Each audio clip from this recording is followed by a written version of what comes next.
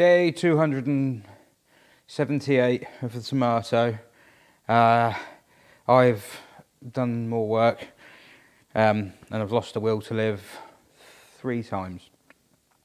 So what I've done is I've cleaned the fuel tank, which I appreciate sounds a bit of an odd thing to do, but I'm going to be taking the top off it, and I don't want all the crud that was on the top of the tank to fall in the tank. So I've cleaned it on the outside. Also, I've got to clean it on the inside because, when I drained it the other day, water and wood lice came out, which is not combustible. So I need to make sure that it's not that bad inside. I think it probably will be. But the other thing, obviously I can change the filter, but now I'm thinking, is that pump worth changing? Because this filter is after the pump. So that means that the pump doesn't actually have, it might have a filter in. Oh, it has got one in there. It's got a little gauzy type filter in there. So I could try back flushing it, but yeah, I don't know. Risky business. So yeah, also I've made some pipes, which none of this makes any sense at the moment, but all will be revealed. These are to go on there, but I'll explain that one later. So the first thing you need to do is get the fuel gauge level sender and the fuel pickup out of the top of that tank. Hopefully they'll come out easily enough, and then try and inspect it and blow through any crud that might still be in there. And I hope it's not as bad as mine was in the Mark 1, because that broke down 200 times after I put it back on the road. So as you can see, it's actually fairly clean here.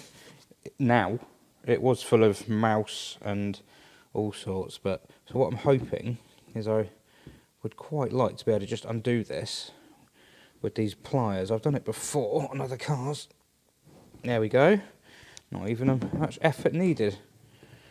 So you can access these from under the back seat, but obviously I've taken the tank out, so that's the fuel gauge sender.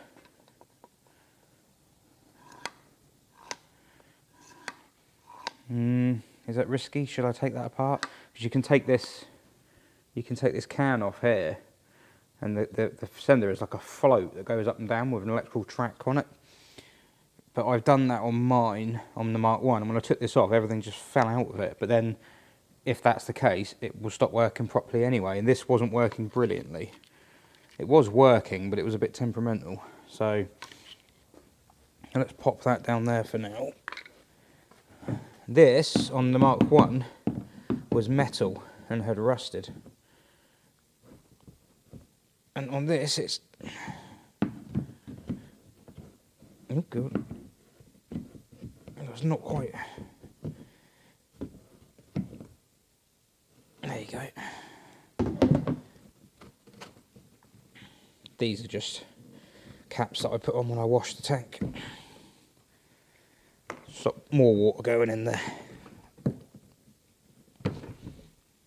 So there might well be a filter on the bottom of this.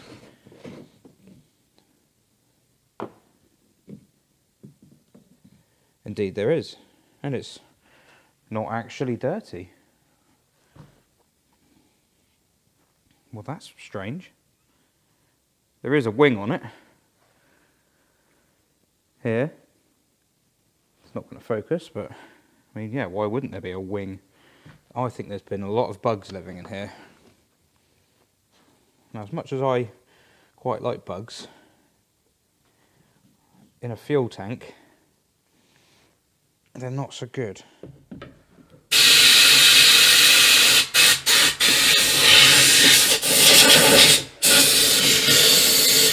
I've been doing this for ages. Honestly, ages. Yeah. So I took the tank outside and I cleaned it out. I filled it up with like suds, washing up liquid, bit of hot water, swirled it around, tipped it all out, did it again. Didn't get a huge amount out of it. And I'd started to set the camera up, and I thought, oh, there's no point, there's nothing coming out of it. So I didn't record it, and then I did it again and tipped it out, and the stuff that came out of this tank, honestly, you could lay a road with it. So yeah, that's all out on the yard now. So it's just like bugs. It's just bugs and detritus. Absolutely tons of them in there. I don't know how or why wood lice are in the fuel tank, but it does support the suggestion that it was inside a bush, this car, because I've found bits of bush behind the rear bumper, and now I've found wildlife, or past tense wildlife, in the fuel tank. So yeah, now I'm just trying to get all the water out of it. I've cleaned it out, blown it out. It's dry on the outside mostly. It's nearly there, but just when I think, oh, I've got it, I find that I haven't. And because it's such a weird, look more, because it's such a weird shape. Because in fairness, they've made it fit the available space perfectly, even to the point that there's a little groove on the back here for the suspension rod to pass under, and the exhaust passes underneath it. That's why it's got a heat shield. It's pretty good, but yeah, it's nearly there. It's got, I think it'll be dried out, to be honest, by the time it's actually fitted to the car, but nearly getting it all out.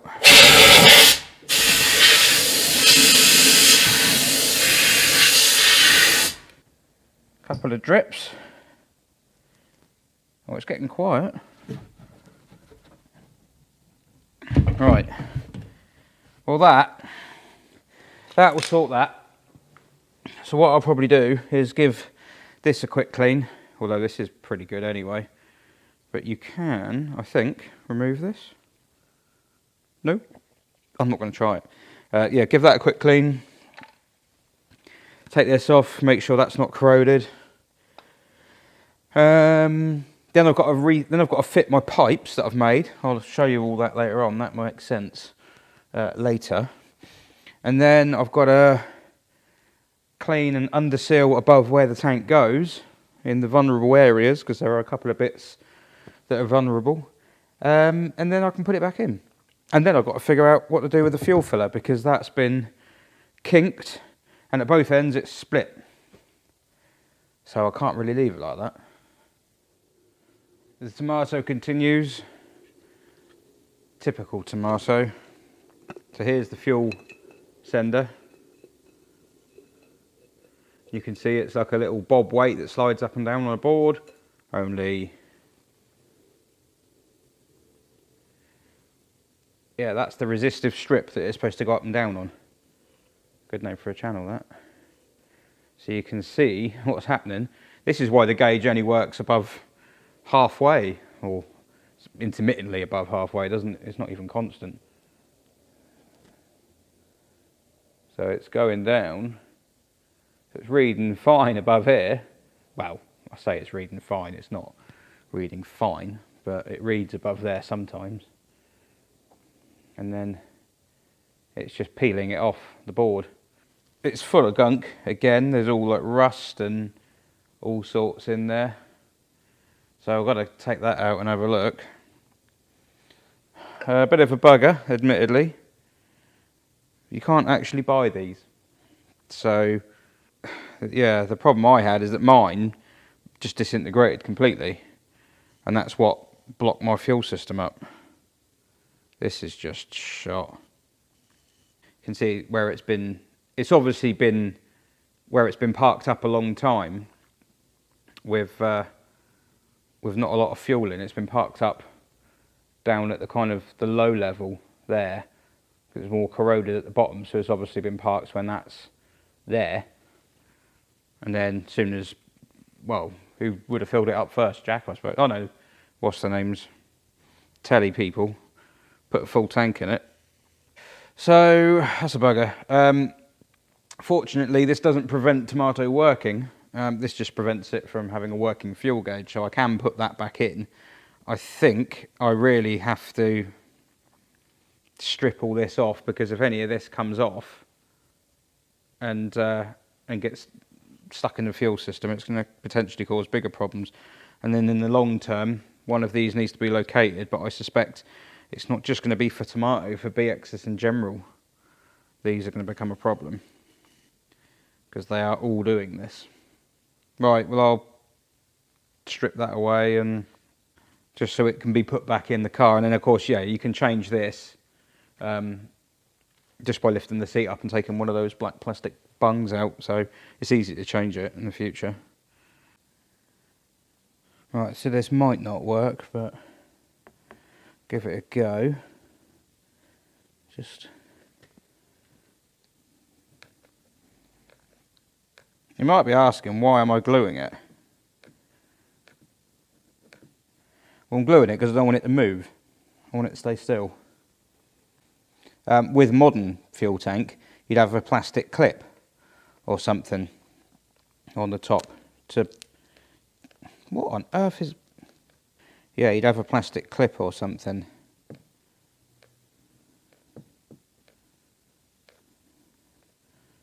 While this doesn't look pretty, I should hope it works. Because in theory, if this goes off and that pipe's there, then yeah, it's sort of sorted for life then. This pipe will outlive the car.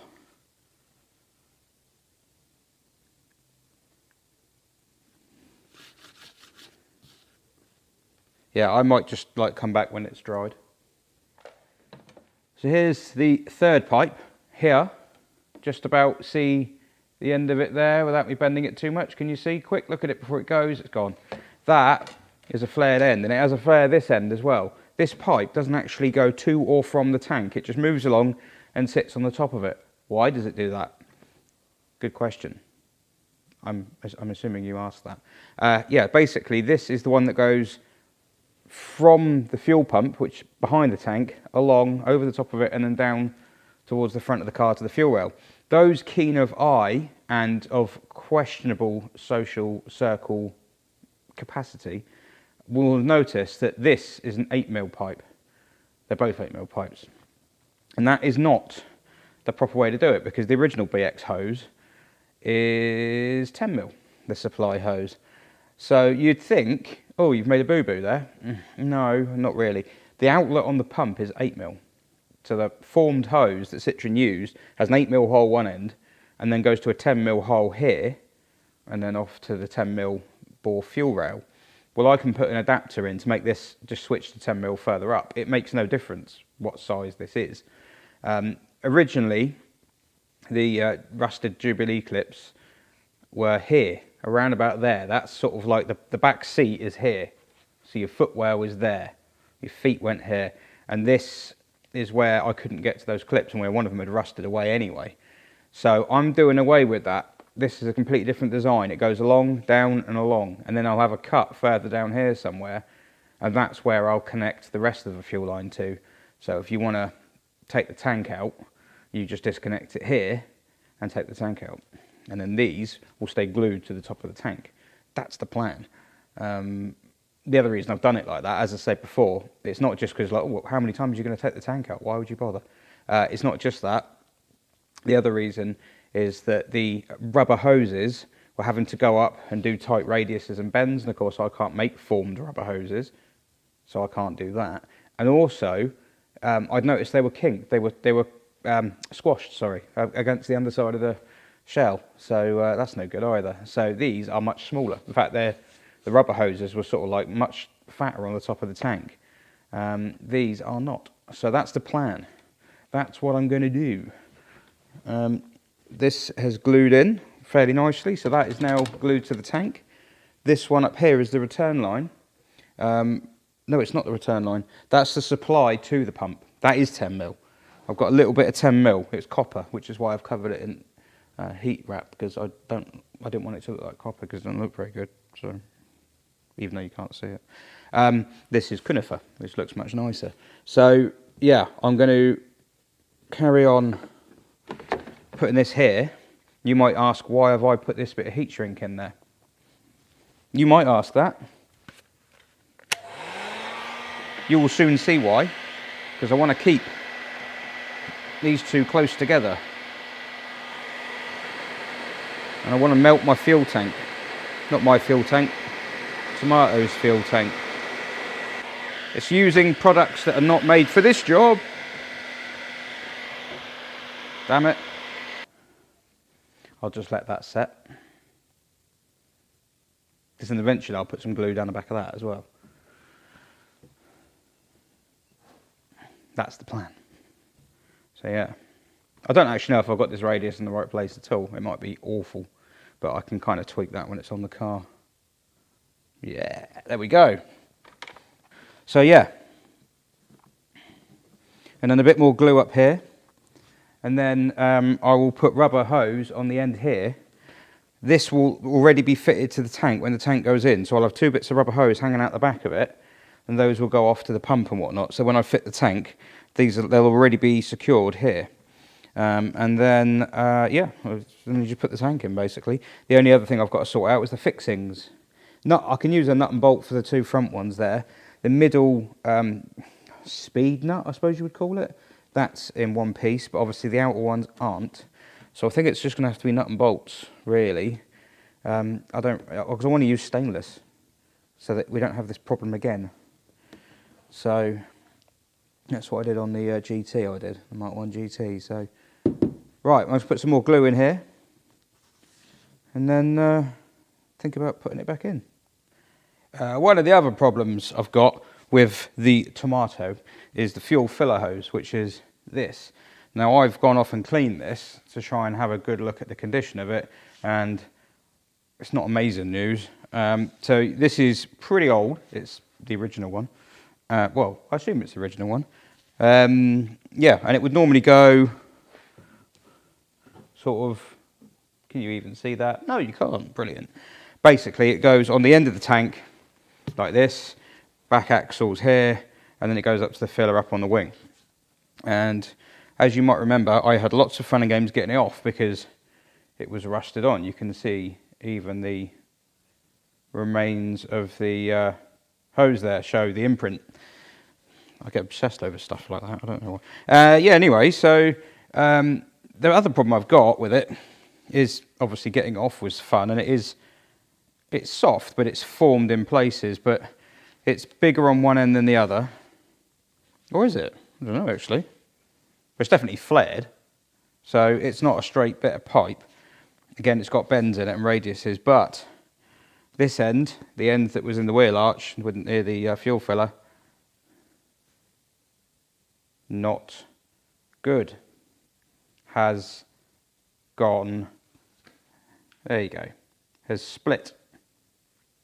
Not ideal. Now it's only gone that far down, so I might be able to chop the end of it off. There you go. And just use it from there back. So I've got to make sure I don't make that split go any further up. It does get softer the further back I go. So it could just be the end that's gone hard. But this end also has its problems. This end hasn't gone hard and split down the middle. But what it does have, I saw them somewhere. That's why I've cleaned it. There you go.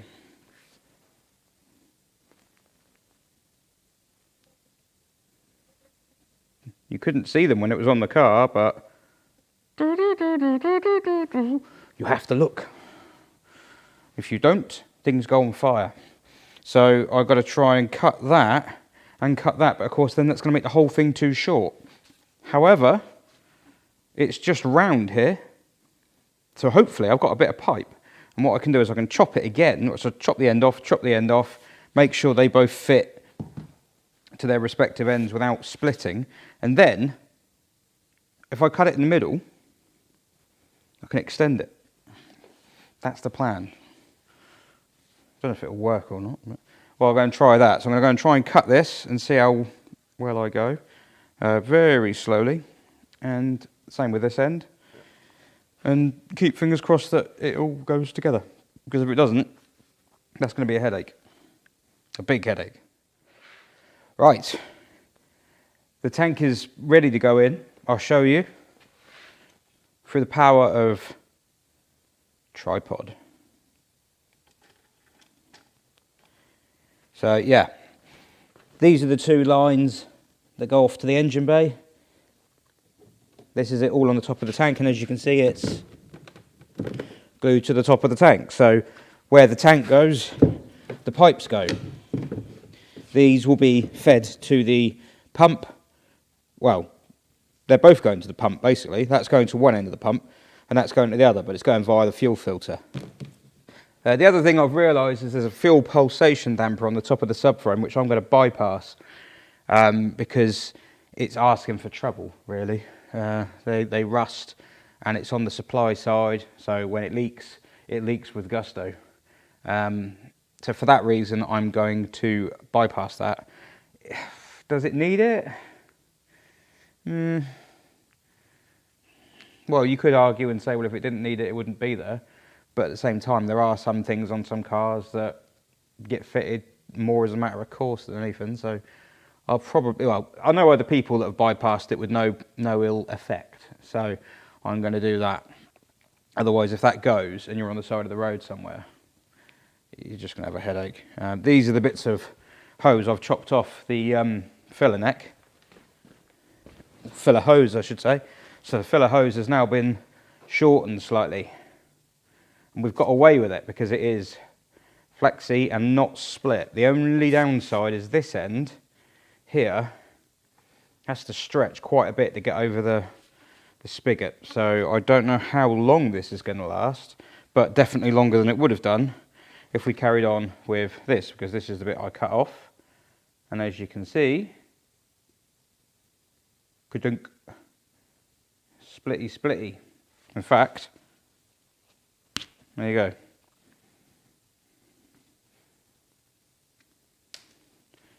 And that one, had these splits actually gone through? Yeah, they had.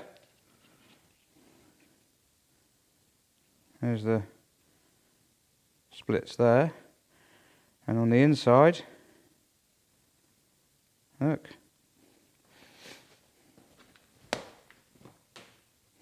Sweet volley. I can refit this once the tank's in. I don't need to put this onto the tank, so I can put this by to one side. That's fine. As I say, I'm just going to lick over the bits of rust under here. It's nothing to really see. It's just spraying it with some underseal. Yeah, just go under some bits here, just to put a bit of protection in before the tank goes back in. And then tomorrow, I did want to put the tank in today, but I've run out of time. So tomorrow the tank will go in, and then I can start plumbing the back end back in. I'm thinking I should probably suggest to him that he gets a new fuel pump, shouldn't I? Because that has had God knows what running through it. I mean, it's, yeah, okay, there's a filter in the pickup to stop the bits of wood lice getting through. And there's also a filter in the end of here. But it's very old. The body is corroded quite badly. And if it's had water going through it, it's probably not in a good state inside. Yeah, it's just corrosion under there. And in fact, my own BX16 valve, my own car, the pump body on mine corroded through and caused a fuel leak. So there is every chance it'll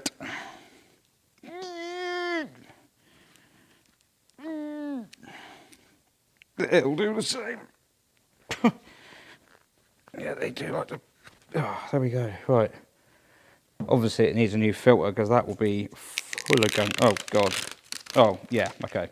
So, yes, Mr. M, you will require a new one of these because if I scratch all that off, I'm pretty sure I'll just see the insides.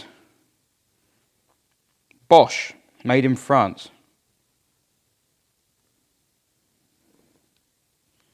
That's what it says there. Made en France.